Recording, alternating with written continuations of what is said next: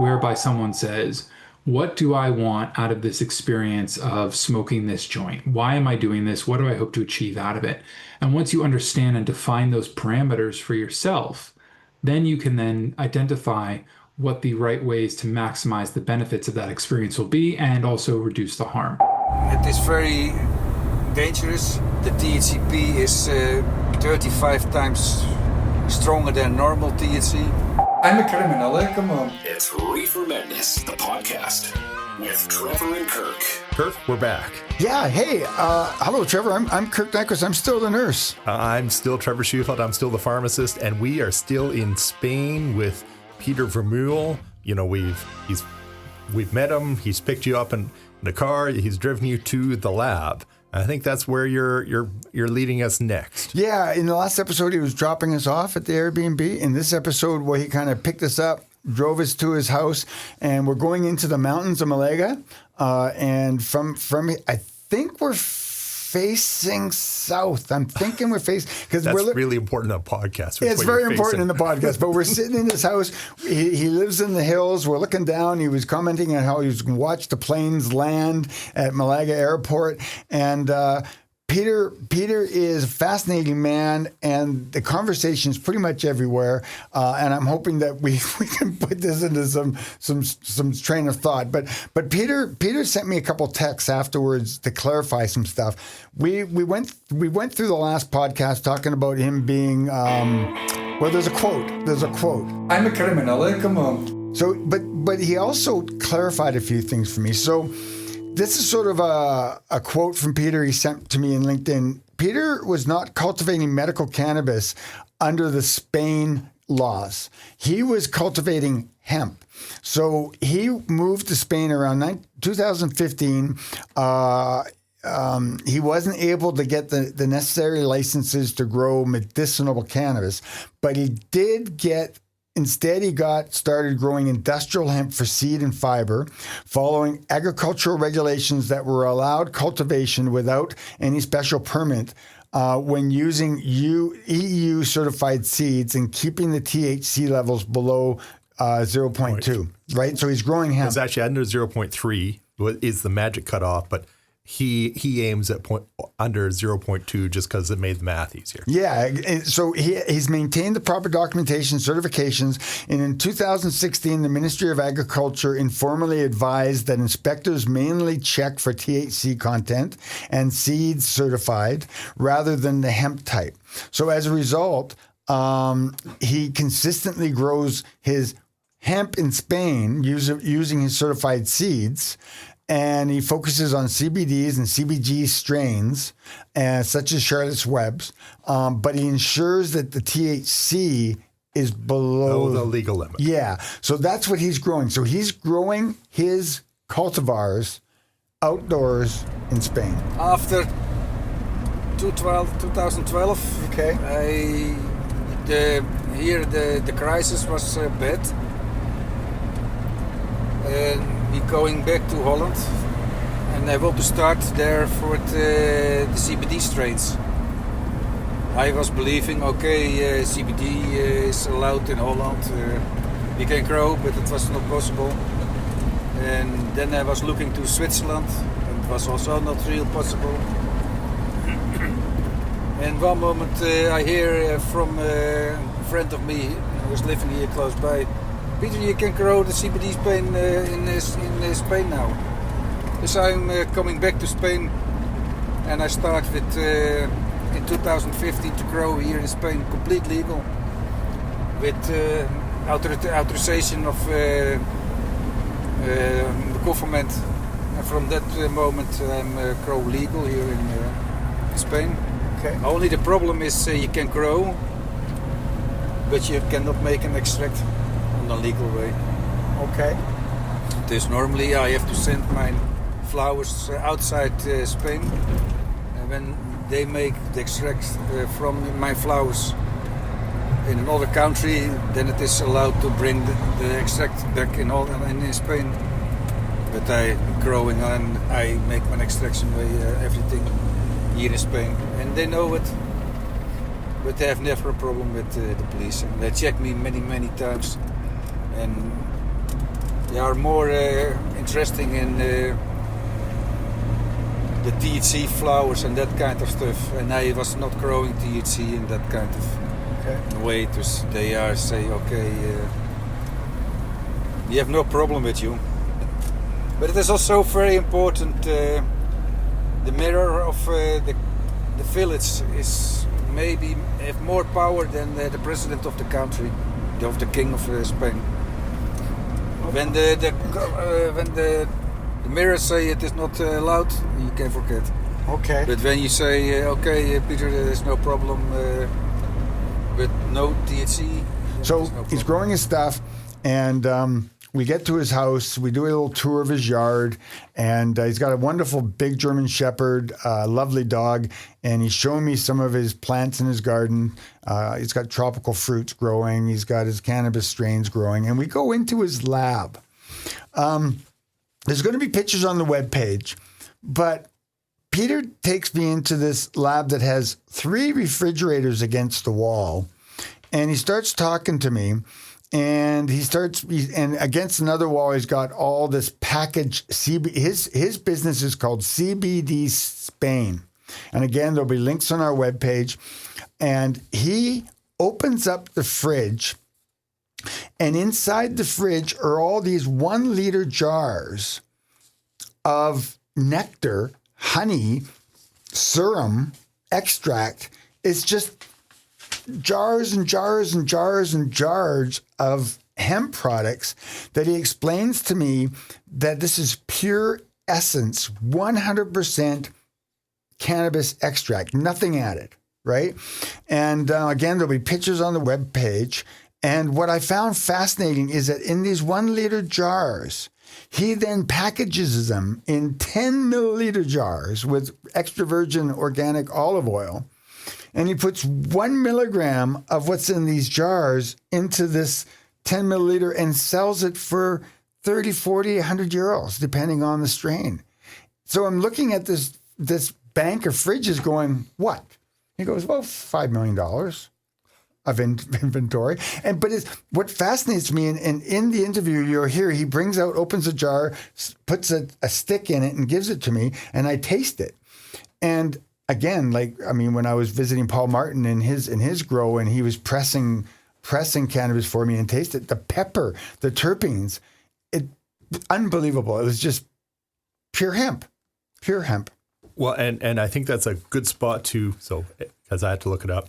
So the peppery terpene you were tasting is beta-caryophyllene. Okay. Thank you for that. Because, I'm a geek and I had to look that up. But it's also just worth, as we talked about last time, but it's just worth reiterating, Peter's done, even talked with we'll call him the godfather of cannabinoids, Professor Raphael Mechoulam when he was alive, and even Professor Mechoulam, the literal discoverer of THC, said, the acids are really important, but they can't be stabilized. Well, this is what Peter has done. These jars, there's stabilized cannabinoid acids. There's other stuff in there, like the terpenes, the beta-caryophyllene it's in there. It's not destroyed. He talked briefly about cannflavins. If you remember back to episode 121 and 106, we talked to Akeem Gardner, a Canadian guy whose company, Canerda, is looking at cannflavins for things like treating a particularly nasty brain tumor called glioblastoma and maybe ALS. So this is why Peter's doing what he's doing, is the extracts that you were looking at are stable for years. And Peter mentioned this, but just reiterate, stable for years. On his LinkedIn page, he has C of A, so Certificate of Analysis for people who don't speak geek, that, 7 years later, they've looked at these extracts and it's still got, 50% CBDA. It's still got, over 1% beta-caryophyllene, the peppery one. Years later. So whatever Peter's doing, and, not surprising, it's not going to tell us the secret sauce. I kept trying, Trevor. I kept trying. Seems to be keeping these things stable for years. Yeah, well, this is actually how we stumbled into his lab. We go into his house, and again, we're in Spain, so everything's tile, right? Mosaics everywhere. Go into this lab, and he goes and reaches in and brings out a 10 ml bottle and puts it up to the light and look, no sediment. And I said, okay, interesting. He goes, yeah. And I said, well, when was that? And he goes, 2017. And he handed me that jar. And I went, 2017, and this has been sitting here since then. He goes, yeah, well, it's been moved around a little bit, but it's 100% stabilized. And you're right. He got inspired by Raphael Mechoulam to go on this journey. And what's really interesting is that in those 1 liter jars, there's 10 kilograms of biomass. That he says, and you'll hear this over and over again, and I've said it over and over again, is that he takes the essence of the plant and puts it in a jar. So should we just listen to him? Absolutely. Yeah. That is one of the 52 strains are with certification you can grow in Europe. It's only allowed to grow that strains. And it is only with 3-4% of CBD inside. Okay. But the final product, and also 0.2 THC, that's maximum. But most of the time, the THC is a little bit higher. And the final extract from the same plant, of course, the amount is not many. For 1 kilo of flowers, I receive maybe maximum 4 or 5% of extract. But that extract is also 42-43% of CBDA inside. Mixed up with olive oil. There's 10% of extract inside and the rest is olive oil. And why? Normally the extract is always too high in THC. Okay. Even when I make it from the CBD strains. When I make it from an extract from CBD strains, even then the THC level is too high. What I do, I mix it up with olive oil and we dilute the THC that it is legal. And from that moment, I can sell it here in Europe, no problem. That is also one of the reasons 10 ml is for me also the maximum size for the recreation. Then you have no problems with the government. Yeah. When I put it in 100 ml bottle, then they say, yeah, but that is not allowed. That is too much of THC, milligrams of THC inside. That is always, I make SEO from the flower, to find the right flower. Then from the extract I make from the flower. Then I can make the calculation. Then I know exactly how many THC there is inside. All the rest is for me not real important. Only the THC level is important. And then I can mix it up when it is 2% of THC inside. I mix it up with 10% of 9% with the olive oil. Then that is 0.2 in the oil, and then we have never a problem. Dit is the distillation. Dus I make the extraction. That is not, but this that is completely different. When I make this extraction, and that is with the extraction liquid. When that is ready, then I come to here and I filter it first. And after filtering, we distillate it. So then we take the extraction liquid out of the product. And even I have test results from to look. There is extraction liquid inside, and that is almost nothing. This maximum 5 ppm or something. And that is very, very low. For a lot of products like pentan and that kind of stuff, you can go to 5,000 ppm. Hexane, that kind of stuff is a little bit tricky, of course. I believe 500 ppm. And my products, there is maximum 10 ppm inside. But it is the ways of extraction. Right. And distillation, of course. When I make the final distillation, then it is turning for a minimum 1 hour and a half by 300 millibar. Okay. So it is very low. Yeah. Everything is reeling out. Yeah. And small batch is not 10 kilo every times maximum 1.5 kilo or something. This strain from 2017 I tested many times, and the last time was 4 months ago or something.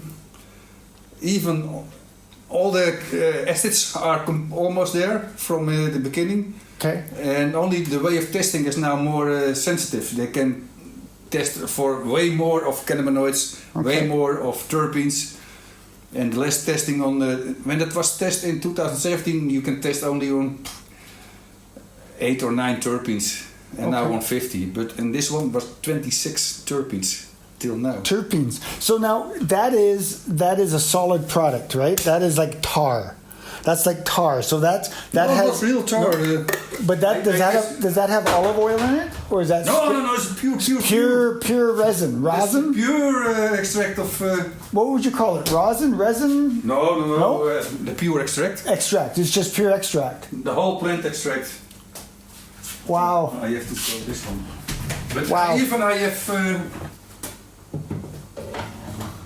So those are all. How many plants would be in one jar? Like how many plants would be in one jar? It's around 10 kilo. 10 kilos of plant, flower, leaf, the angel leaves, the little leaves. In one jar is 10 kilo of flower. 10. Tomato plants. 10 kilos. Wow. So it's almost like a honey. It's 5 degrees. Yeah. Can you come in closer, Michelle? So it's almost like a honey. Wow. It's even more solidified than honey. Your finger. Het is CBD, hè? That's a very rare one. Want to try?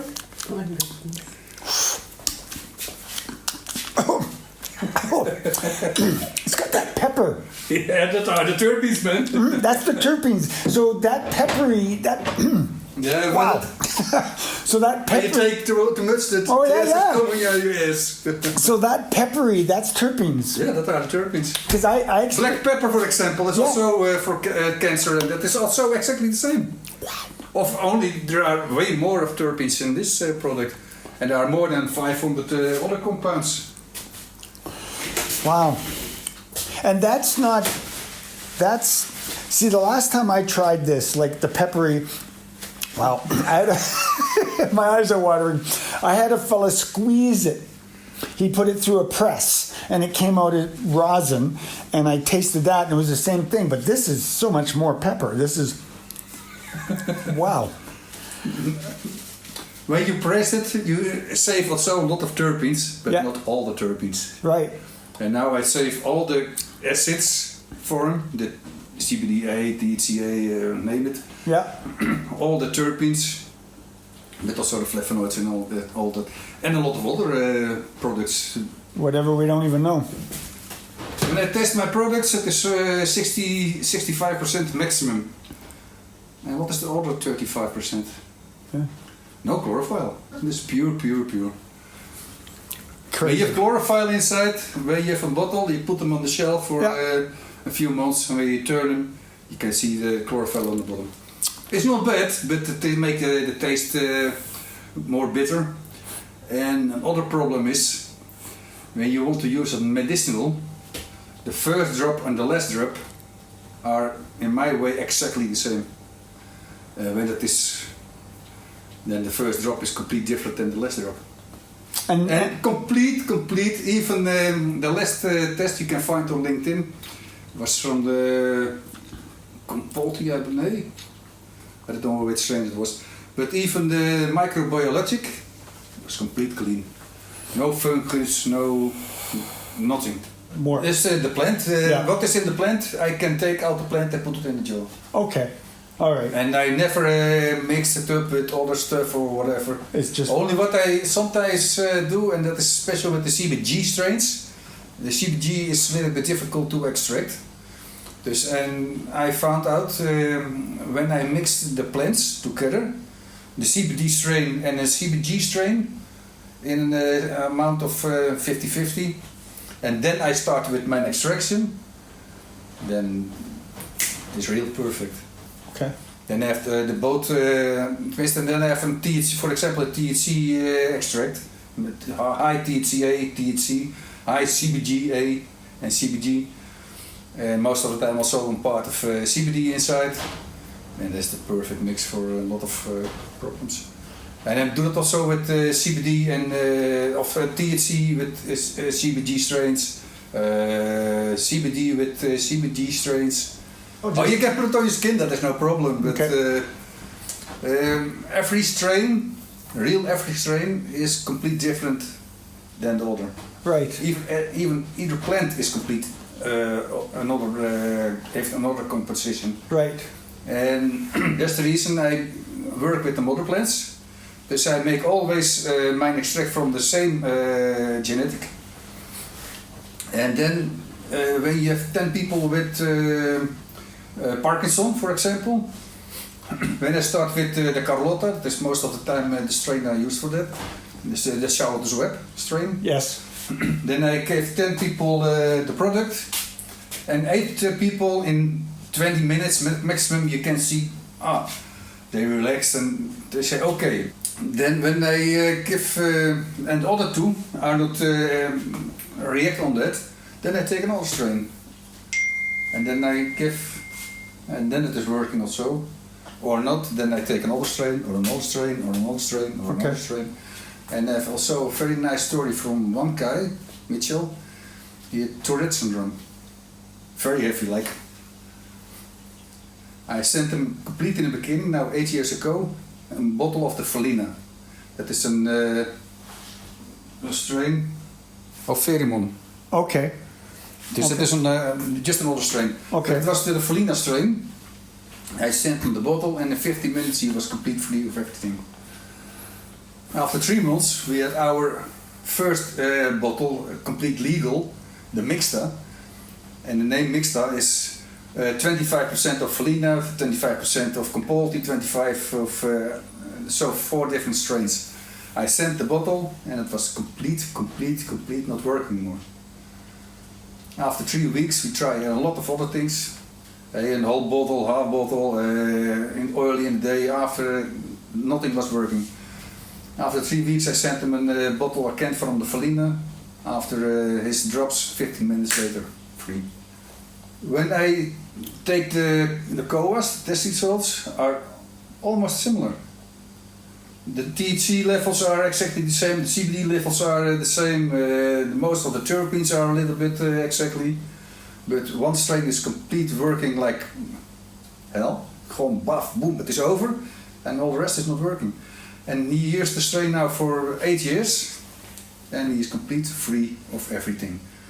Only when he stopped to take his drops, 12 hours later he is again. And when I sent him another strain, other oil, it's not working. Only the Felina.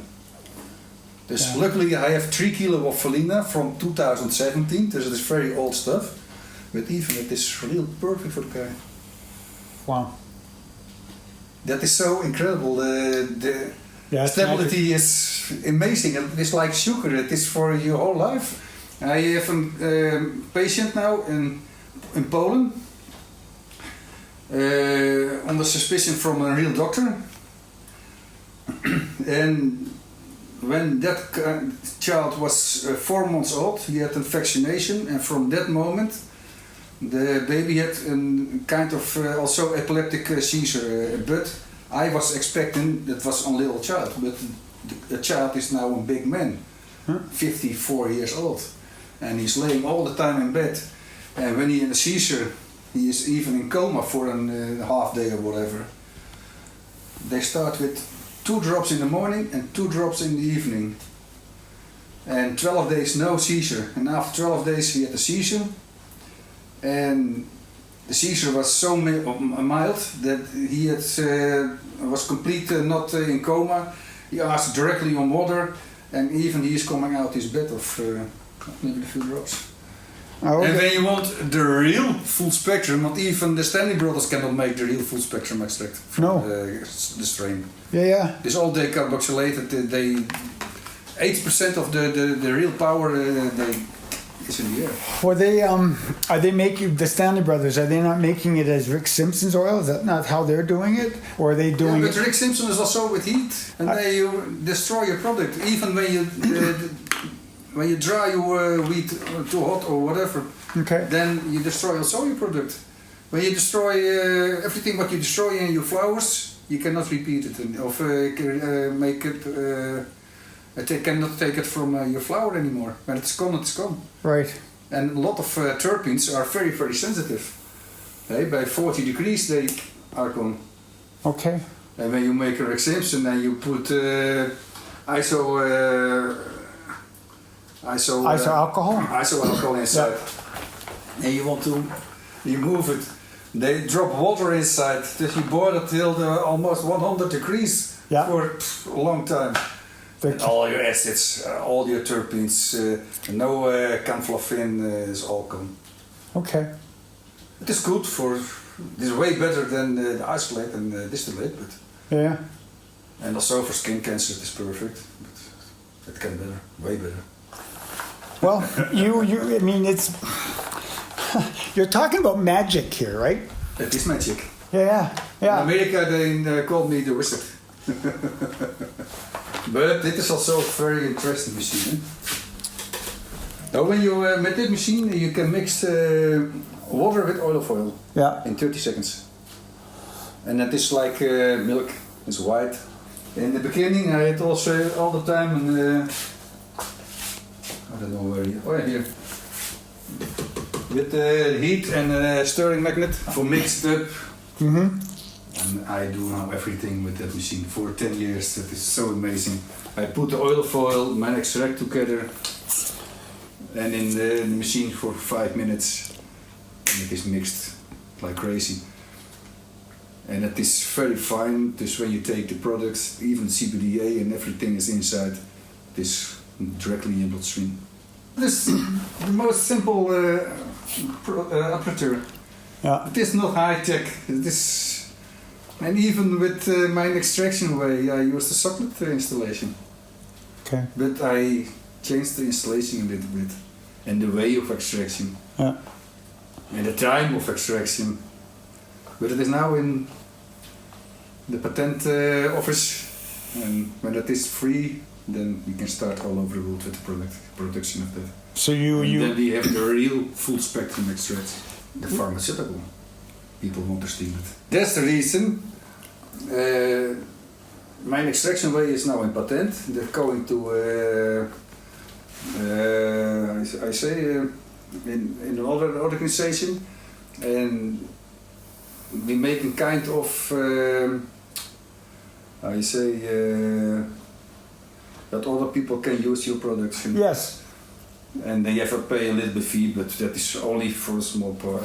So those jars is pure, full spectrum, 10 kilos of cannabis plant. Yeah. And then what's in here is that with olive oil to make that. Yeah, and this bottle is normally 1 gram of extract for 10 ml. And 1 gram is not 1 ml. No, it's weight, by weight. This is by weight. And 1 gram is 1.2 mil. Wow. More than $5 million, right? Wow. And the benefit is, you need only a very small amount of product. Well, this is what I'm remarkable. 10 kilos of product in 1 jar, and you only need 1 gram of it to create medicine out of it. Yeah. So even less. Well, but if you were for 1 gram, I can normally, depends the illness, is good for 5 weeks. But you're gonna take that jar, take 1 gram, mix it with how much olive oil? 1 gram in a bottle of 10 ml, and then I fill it up till 10.5 mil inside the bottle. It's Reefer Madness, the podcast. So a lot of what Peter's saying actually made me think of a previous episode, E163 with Richard Spatola and solventless extraction. Richard went into great detail about, alcohol or even CO2, basically any solvent in there, he felt there was always a little bit left. You couldn't get rid of all the solvent at the end. So, he went to great pains to just extract stuff with pressure and heat. That's how I get it out. And, I can get out, just this cannabinoid with this pressure and heat and just that. So Again, we didn't know all of Richard's extraction techniques, and we don't know all of Peter's. But they seem to, in a way, be cut from the same cloth in that they're not big on the solvents. They want to sort of avoid any extra stuff being left over. And Peter spends a little bit of time talking about making Rick Simpson oil, and some of the other extracts of Charlotte's Web haven't been as good as his because they were using too much heat. Yeah, and again, this is all not speculation. This is sort of a vague understanding. It's my understanding that Charlotte's Web, the extract that's used for medicine, that it's the extractions are done through heat. So there's been some decarboxylation of the cannabinoids. Peter's method is that there's no decarboxylation. When he takes the essence of the plants, he's taken all the acid form out, and his Charlotte Web he calls it Carlotta. Right. So it's Spanish. It's Spanish, and he says that. And he actually showed me the papers. Like I was asking him, there's a language barrier. Peter speaks very good English, but some of his terminology for my brain, I had to ask specific questions about. And he finally gets out some paper for me, and it's all in Spanish, but I can sort of make out that this is patent pending. And we were there in late September, and he showed me a letter dated September 24th.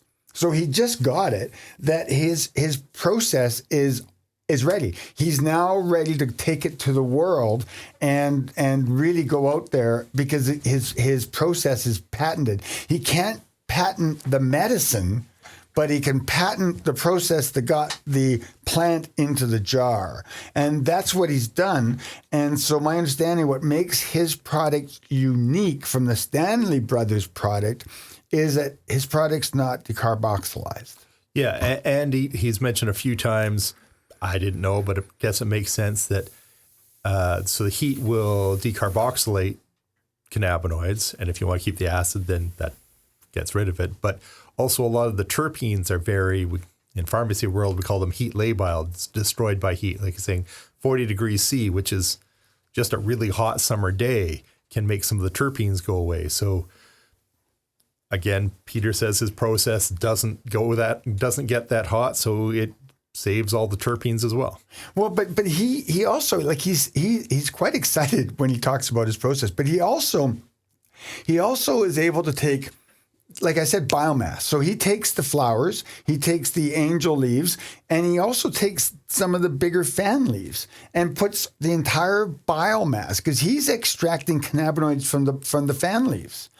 He's actually drawing cannabinoids out of tropical plants in Suriname. We're going to talk about this in a couple of seconds, but he's doing some business in South America, and he has found cannabinoids in other plants.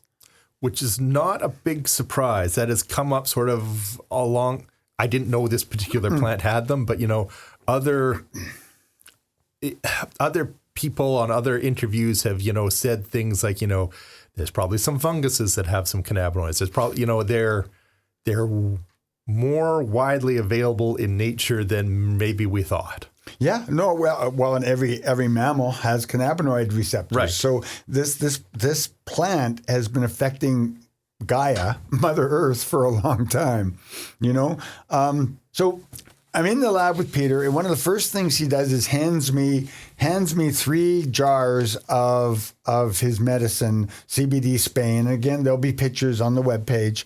And I start asking about dosing. Like, how do you dose this stuff? And what do you think his answer was? It depends. It depends on the patient, right? And this is what is so confounding about cannabis medicine, is that it's independent to the person taking it. So I said to him, okay, you're giving me, now this is at a point, now I do use cannabis for pain management. I'm learning to use it. I'm not using it as recreationally as I used to. And I have, I tore some ligaments in my shoulders a few years ago, and I'm suffering the consequences now. And I said to him, so what do I do with this CBD Spain you give me? He said, well, you can rub it on your shoulders. You could take it under your tongue. You figure it out, right? And this is what he's doing now with clients. And Michelle and I did just that. We've been traveling. We've been on the road probably by this time 4.5 weeks, 5 weeks. I've had no cannabinoid products because we've left Spain. I've gone into Morocco. I was 3-4 weeks without any cannabis. I wasn't taking any acetaminophen. So I was living with some aches and pains, right? And so I take the jar and, we get back to our Airbnb, and Michelle puts some on her thumb because she's got a little arthritis on her thumb. And I put a little bit on my shoulder, and, we go to bed, we wake up in the morning, we start our day, and I look at her going, hey, how's your thumb? He goes, haven't thought about it. I said, no way. He goes, no, I haven't thought about it. And she goes, how's your shoulder? And I said, I haven't thought about it. And it was like, okay, what's working? Is it working? Is it working, or is it not working? But so we used his product for the rest of the time we were in Spain. 1 gram, and that's going to last for how long? I know, but the questions they ask me all the time where it is good for. Yeah. And I say I cannot give you an answer. What if you can better ask me for what kind of illness it is not working. You have to listen to your body, but maybe better to put a few drops and on your skin. You can put it directly on only it is in a high concentration. So normally with our cream, there's only 0.2 CBD and CBDA inside in the cream. We cut the whole plant. Yeah. We hang it up, drying for 2 weeks or something. Okay. And when it is dry, you strip the whole plant. Even the big leaves. Yeah, but the big leaves are most of the time in the time of drying you lost your big leaves. Yes. So when it is dry, everything is what is on the plant hanging. We strip it, we grind it, and then we make an extract from that. And we grind it. Yeah. And then we make an extraction of that. So easy. So what you can do, the best medicine, even better than my medicine, is the real fresh bud. So say that again? The fresh flower. The flower, the bud, and You cut it, put it in your smoothie, and eat it or drink it or whatever. That is the best medicine. And even the leaves, and also the sprouts of the seeds. Yes, There's no cannabinoids inside. Right. But cannflavin is also inside the the sprouts. And that is of course the amount is very, very low. Yeah. But when you make the sprouts and you freeze dry it, for example, and you put it on your salads or whatever, you can put it in your store or no problem. But also when you have the fresh flower, the whole plant, you can make a machine where you when it's real fresh, with all the sap from the leaves, from the juice from you have to juice the whole plant. Yeah. And put it in ice cubes and you freeze and take every day 1 or 2 ice cubes. The raw plant. The raw plant. That is the best medicine. And just the flower and the small leaves around the flower. Everything. Okay. Even the big leaves, no problem. Okay. Wow. Of course, it is not complete my product, but in my way, it is only I extract real everything in once. And then I filter my extract. When it is ready, then I filter my extract with the liquid. This extraction liquid with everything. We filter it first by minus 27 degrees.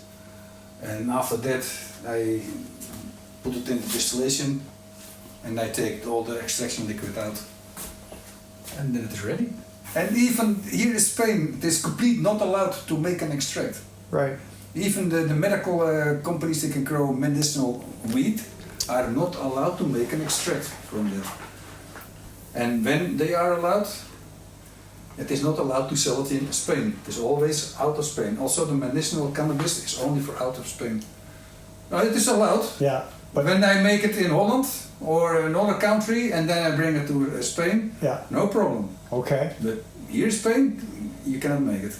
Okay. But even in Holland, it is not allowed. Where can you buy this in Spain? Online. Yeah, online. Yeah, online sowieso. So, But also in Holland, we have a big distribution channel in Holland. All the time, for 10 years, I had one employee. But now we going to Suriname. I stopped with growing, so I have no employee anymore for this moment. But just one important. Wow. he also gave me a bottle of I think it was Carlotta, for our friend of the show, Dr. Anderson. Now, for those people that are on LinkedIn, Dr. Anderson's been having some difficulties with Tilray and getting Charlotte's Web in Canada. There's some politics happening, and Peter was aware of this, right? Because he was seeing her talk about this on LinkedIn. He's really big on LinkedIn. So if those people on LinkedIn, look up Peter. It's a fascinating guy. All of his certifications are on there. And so he gives me a bottle. And there, in our conversation, I've asked Renee to exit most of this out of the discussion because I'm quite concerned. How is this Canadian going to bring cannabis across the borders? Because you're not allowed to travel with cannabis across borders, right? Yes. PSA, don't cross international borders with cannabis. We'll just full stop, you know. Whatever Kirk is about to say next, it's fine and it worked. But, you know, don't go from Canada to the U.S. with cannabis. Don't go from the U.S. to Canada. Don't go from Canada to Europe. Don't cross international borders with cannabis, full stop. Yeah. I did this trip, like I think I mentioned before, that, you know, when we were tripping younger, we were tripping with maps. And now in 2025, we're tripping with apps, right? So I downloaded Arrive Can, which is the app for doing your paperwork to arrive back into Canada, right? And anybody that's traveling internationally, the hosts give you a piece of paper and you fill out, you know, I'm not bringing in $10,000. I have not been on a farm. Yes, I have $200 worth of merchandise, and this is your claim, right? Well, I downloaded the app. It's called Arrive Can, and Michelle and I were thinking, what are we going to do with this cannabis? Because the guy's given us several $100s worth of cannabis products that is medicine, right?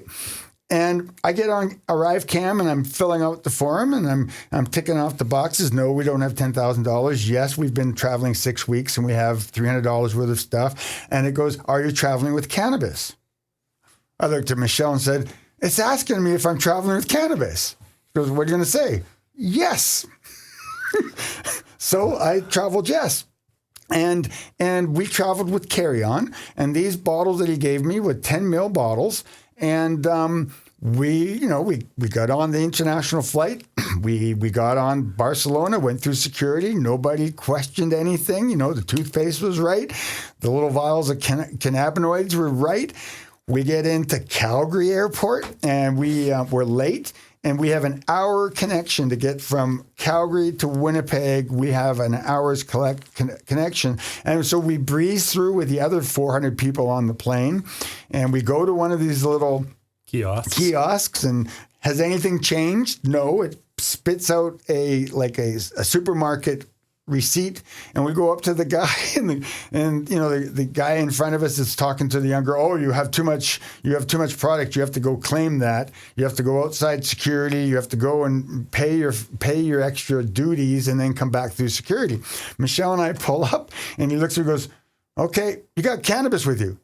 And I'm about to explain, well, no, it's acid form, it's cannabinoids, it's Peter, it's medicine. And Michelle's tired, I'm tired, and I'm just ready to have this debate, right? I can picture it, yes. Oh yeah, and I'm eager, right? And the guy goes, "Are you using it for pain?" I didn't hear that. Michelle gives me one of those wifely elbows to the chest. "Kirk, are you using it for pain?" I looked and go, "Of course I'm using it for pain." And so I'm looking at my wife going, "Of course I'm using it for pain." And I'm about to explain to the customs officer about this product, how amazing it is. He goes to me, "I'm supposed to send you to those guys so that they can look at the product, but I see that your plane is almost, you got to get going. So just keep going." I'm honestly surprised you didn't just go argue with the other guys just for the sake of being Kirk, but I'm glad that Michelle elbowed you in the ribs. Well, I was going to get the tape recorder out and I had a whole episode about crossing borders. But yeah, no, I don't recommend it. But you guys, I followed the law. I claimed I was traveling with cannabis. It was on the form. The guy stopped me. I declared the cannabis and I kept going.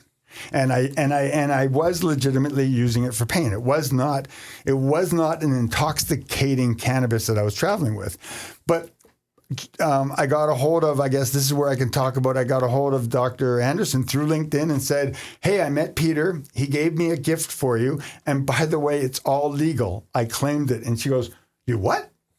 This is on LinkedIn. You what? I said, yeah, I got it through NavCam. It's all claimed. She goes, that's amazing.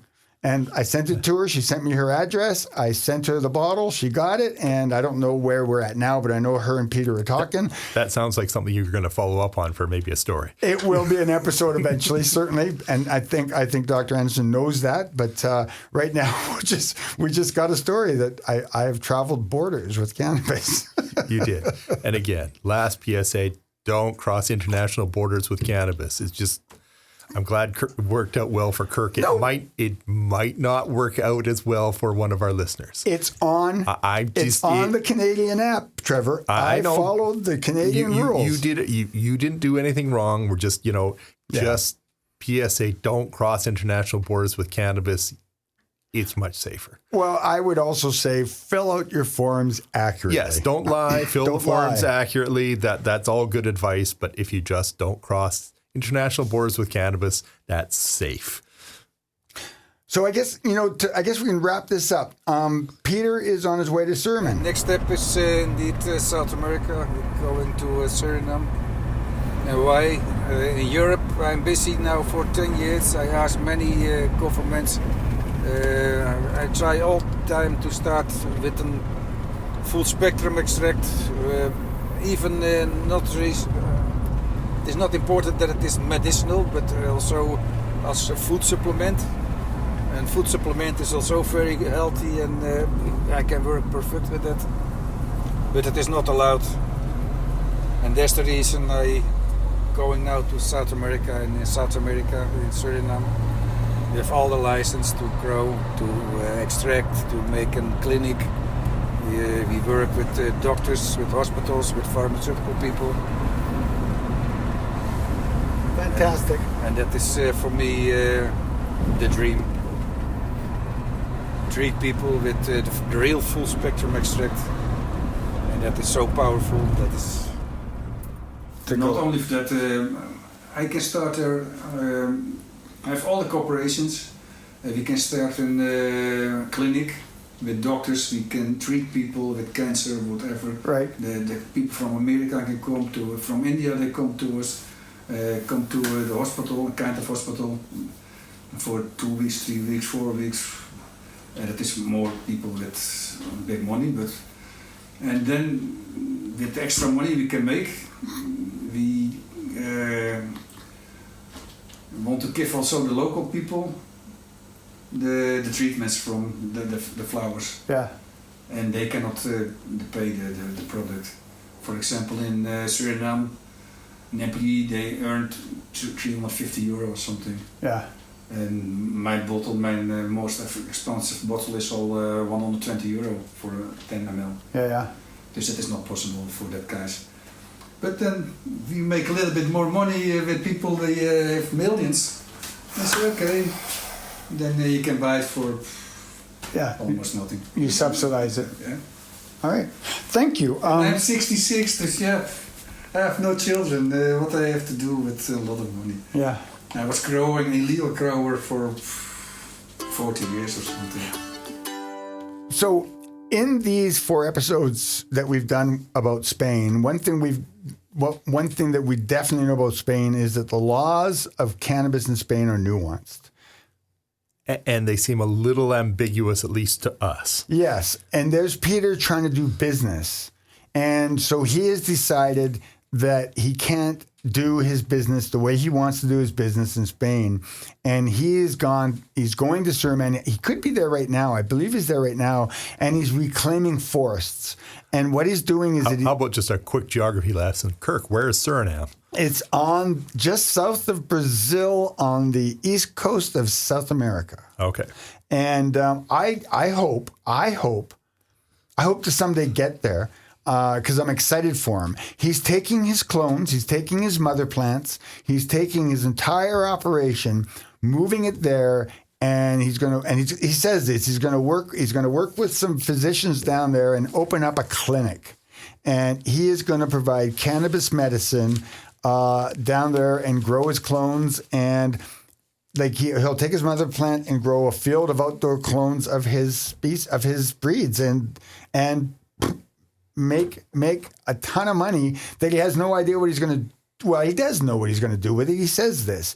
He's going to make a ton of money that he's going to put back and give to people, because what does he need? $5 million for, right? So yeah, he's going to go start a business down there and do cannabis, and I hope someday to get down there and help him out. Oh, that sounds fantastic. So this ends our stories of Spain. Thank you so much for going on this holiday with Michelle and I. I'm Kirk Nyquist. I'm the registered nurse. I'm Trevor Schufelt. I'm the pharmacist. Thanks for taking us along to Spain, and thank you for letting us spend some time with Peter. He is a fascinating dude. Yeah, he truly is a fascinating dude. Take care, Peter. I hope we've done you justice in this episode. Check out the complete library of Reefer Madness episodes at reefermed.ca. And make sure to follow us on all the socials for bonus info on what Trevor and Kirk are up to.